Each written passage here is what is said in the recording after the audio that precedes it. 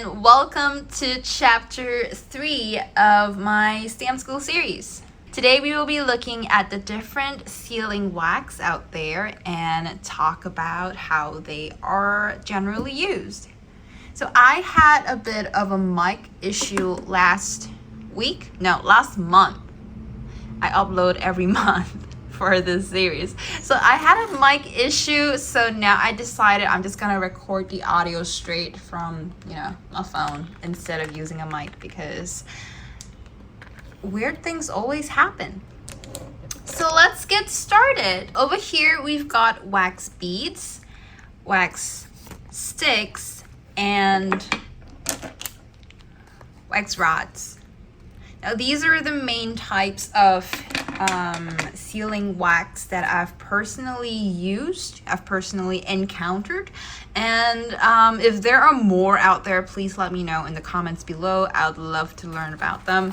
But yeah, these are the types I'm gonna talk about in today's video. To start off, let's look at the wax beads. You can already see that they do come in many different shapes and sizes. We've got the octagon shaped beads and heart shaped beads. You've seen me work with this before if you've been following my channel. We've also got star shaped wax beads, flowers, more flowers, these are new, and cat paws, cat. Yeah, whatever you want, internet, online shopping. It's all out there. So like I've mentioned in my previous chapters, the number of beads that you use per seal really depends on the size of your wax beads, and also the size of your stamp head. Yeah, the smaller your beads are, the more wax beads you're gonna have to use. So for example, you can see that these flower shaped beads are like 75% of the size of this cat head. Oops. So maybe one of this might equal 2 of these because of the shape. And the bigger your stamp head is, the more wax you're gonna have to use per melt. And it also depends on the consistency of your wax. Different manufacturers may have different formulas that they use to make their wax beads. Some end up thicker than others, and if your wax consistency is thicker, I think I mispronounced consistency. If your wax consistency is thicker, you're also going to have to use more because it's going to be less flowy and it is likely to harden faster. So you're going to have to use more. Okay.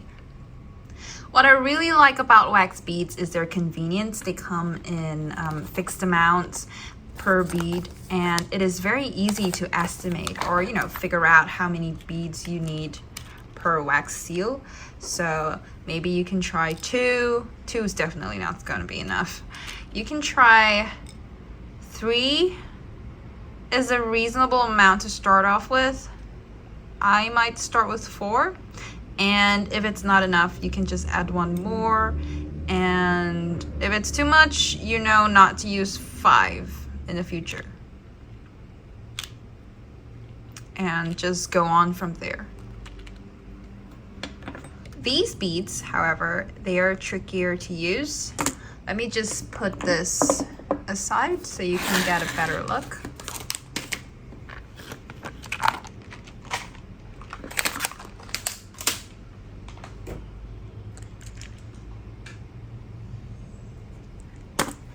Yeah, I've made a video with these beads before, not with the gold ones yet. So these are called mermaid beads. They come in gold and white. So you can see that they're different in color and in size. The gold ones are a lot bigger than the white ones. And they dry differently too. So the gold beads, they dry or harden crispier than the white ones. The white ones are more gluey, I guess, if I were to describe it. And the gold ones are crispier. I don't know. It's hard to describe it before I actually make the wax beads. Maybe you can tell from the sound. This is what the gold one sounds like.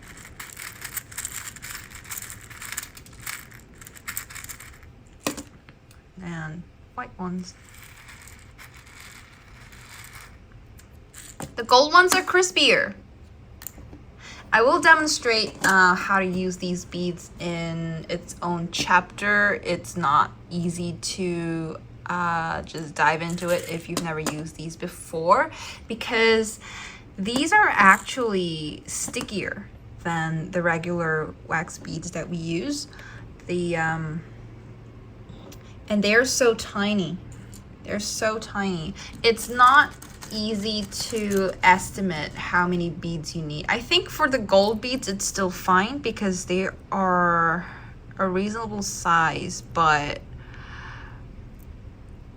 instead of using just 3 or 4, you might need this much per seal. I can't say for sure because it's been a while since I first tried these.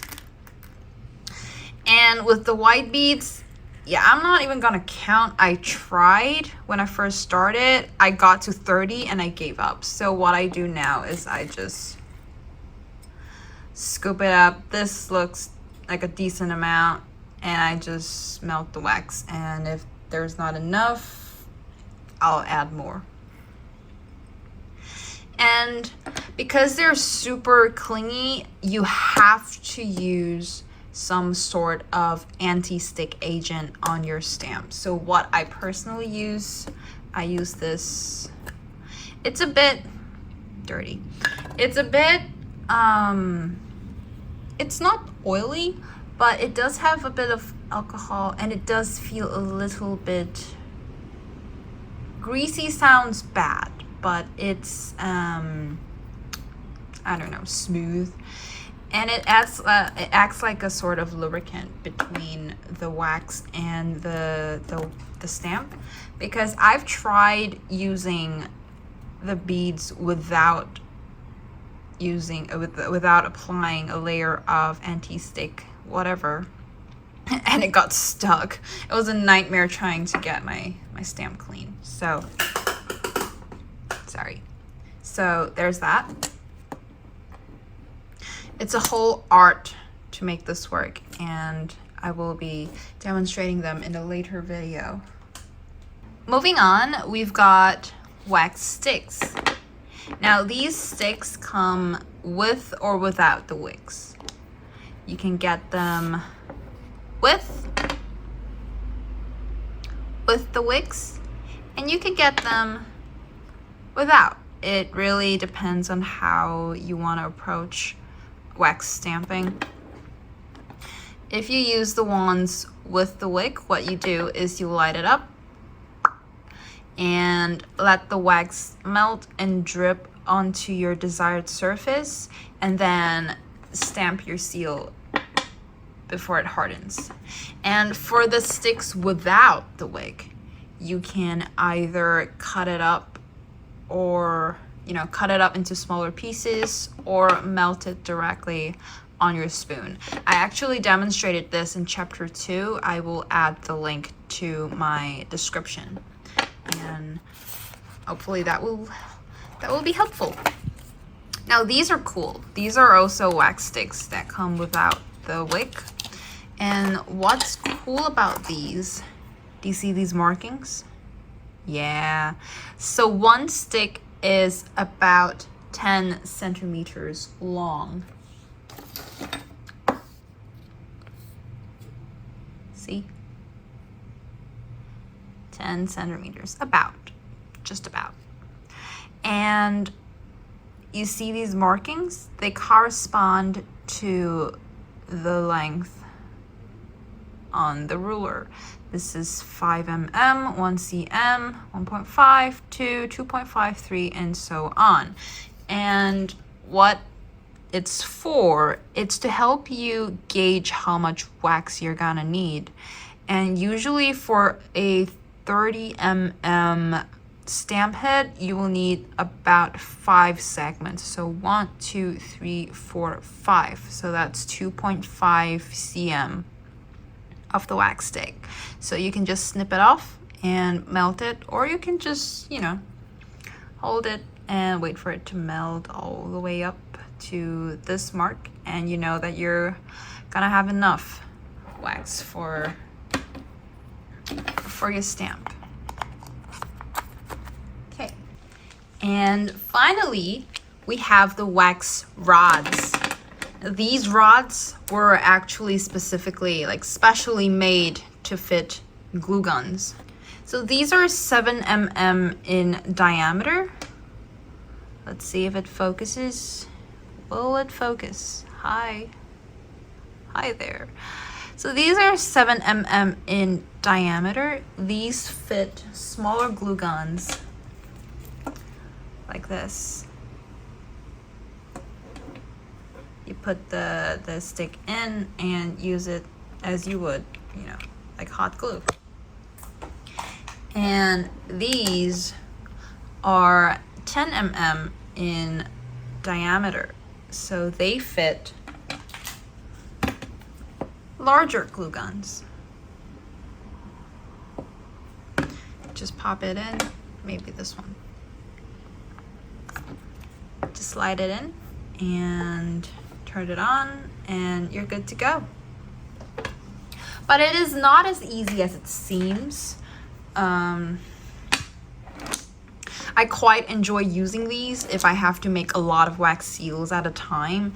I do sometimes get requests to make 50 or 100 seals, and it's gonna be a very long process if I melt everything using such a tiny spoon.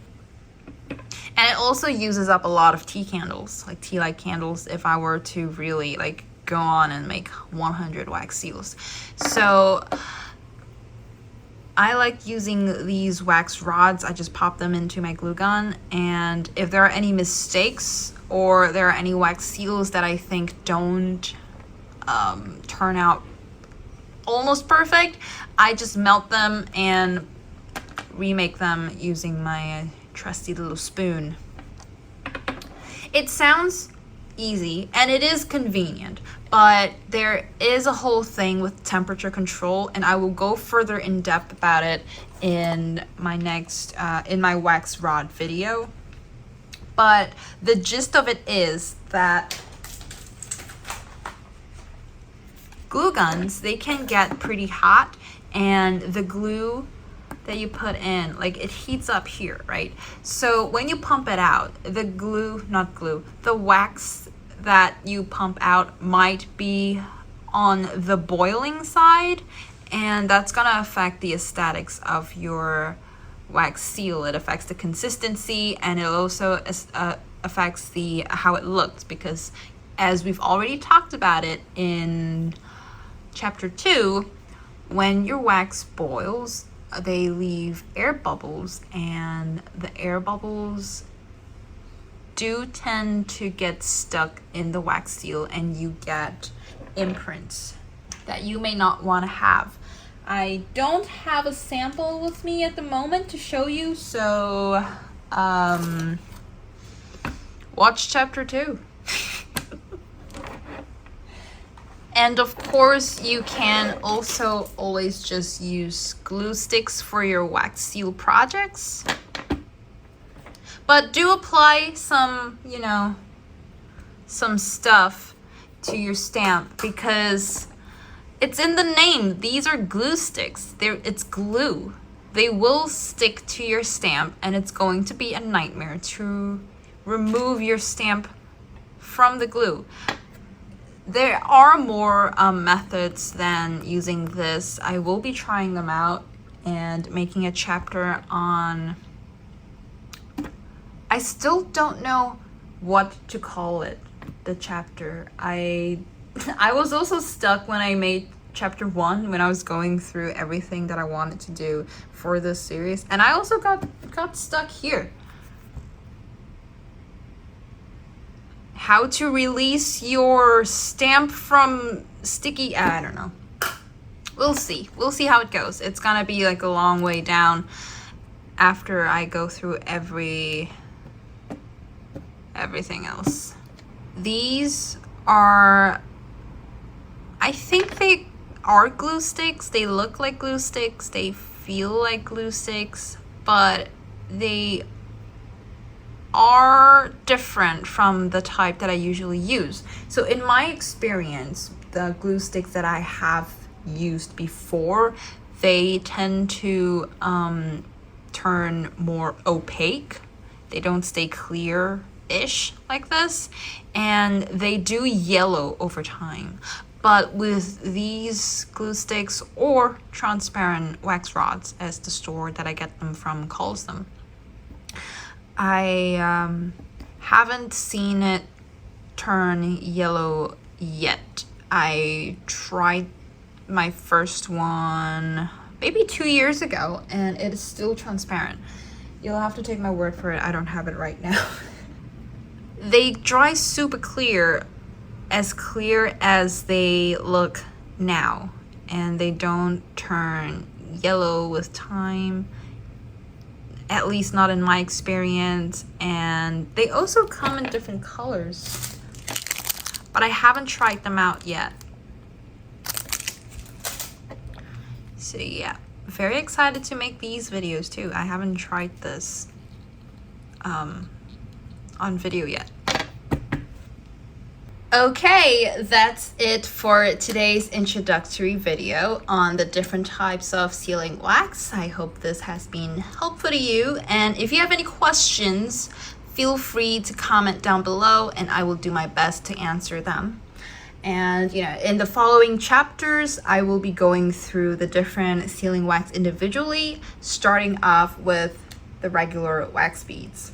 If you are enjoying this series, please give this video a thumbs up and subscribe to my channel to stay updated. It really motivates me to keep working on this. And yeah, thank you for watching and happy stamping!